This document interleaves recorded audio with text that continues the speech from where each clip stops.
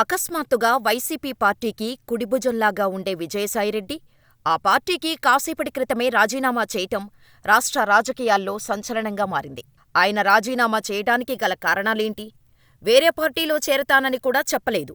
శాశ్వతంగా రాజకీయాల నుండి తప్పుకుంటున్నాను అని, ఇక నా భవిష్యత్తు కేవలం వ్యవసాయానికి మాత్రమే అంకితమంటూ చెప్పుకొచ్చిన ఆయన, టీడీపీతో రాజకీయంగా మాత్రమే విభేదించానని, చంద్రబాబు కుటుంబంతో ఎలాంటి వ్యక్తిగత విరోధం లేదని, పవన్ కళ్యాణ్ నా చిరకాల మిత్రుడు అని చెప్పుకొని రావాల్సిన అవసరమేముంది?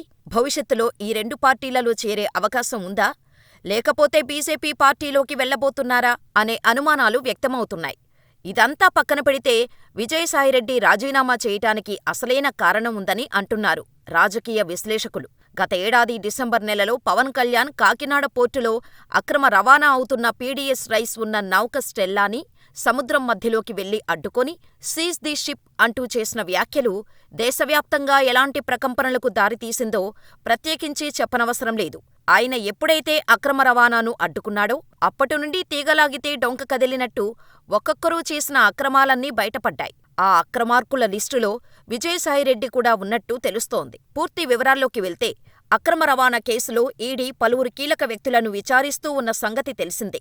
ఈడీ ఒకరోజున విజయసాయిరెడ్డిని కూడా సుదీర్ఘంగా విచారించింది. ఉదయం నుండి సాయంత్రం వరకు ఈ విచారణ సాగింది. అనంతరం విజయసాయిరెడ్డి మీడియా ముందుకు వచ్చి చాలా అగ్రెసివ్ అయ్యాడు. పాత కేసులకు సంబంధించిన విచారణ కూడా ఈడీ అధికారులు చేస్తున్నారంటూ ఆయనే స్వయంగా మీడియాకు గత కొద్ది రోజుల క్రితం తెలిపాడు.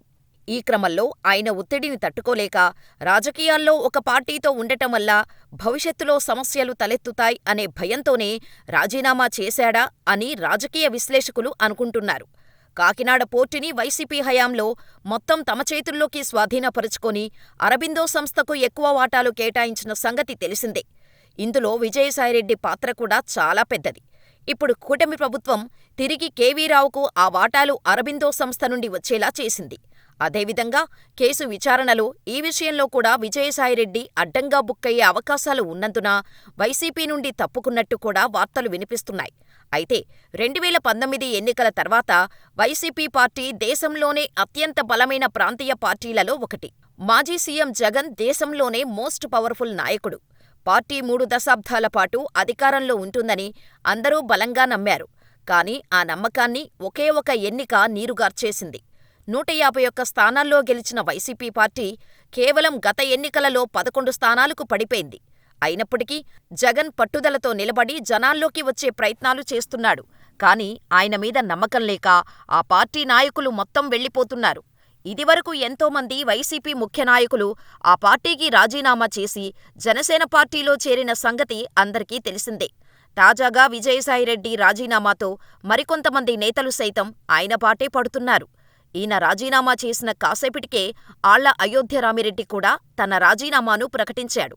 త్వరలోనే రాజ్యసభ సభ్యత్వానికి కూడా ఆయన రాజీనామా చేయబోతున్నట్టు సమాచారం.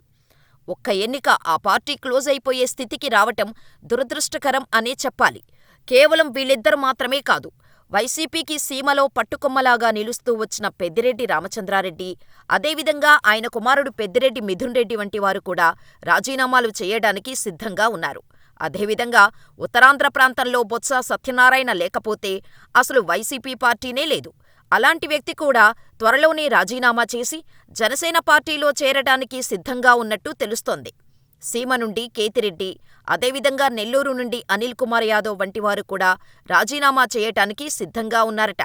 పార్టీకి ముఖ్య నాయకులు ఉండే ఇలాంటోళ్లే రాజీనామా చేస్తూ వెళ్లిపోతున్నారంటే భవిష్యత్తులో జగన్, రోజా, అంబటి రాంబాబు వంటి వారు మాత్రమే ఆ పార్టీలో మిగిలేలా ఉన్నారు. రోజా, అంబటి వంటి వారిని ఏ పార్టీ కూడా చేర్చుకోదు. లేకపోతే వీళ్లు కూడా వేరే పార్టీకి జంప్ అయ్యేవారని టాక్. త్వరలోనే చిలకలూరిపేట విడుదల రజనీ కూడా ఆ పార్టీకి రాజీనామా చేయబోతున్నట్టు సమాచారం. వైసీపీ పార్టీ మళ్లీ అధికారంలోకి వస్తుందనే నమ్మకం లేకనే వీళ్లంతా ఒక్కొక్కరిగా జంప్ అవుతున్నట్టు తెలుస్తోంది. వైసీపీ పార్టీపై ఈగవాలినా ప్రెస్ మీట్ పెట్టి ప్రత్యర్థులపై విరుచుకుపడే కొడాలి నాని, బైరెడ్డి సిద్ధార్థరెడ్డి వంటివారు కూడా సైలెంట్గా ఉంటున్నారంటే పార్టీ ఎలాంటి స్థాయికి పడిపోయిందో అర్థం చేసుకోవచ్చు.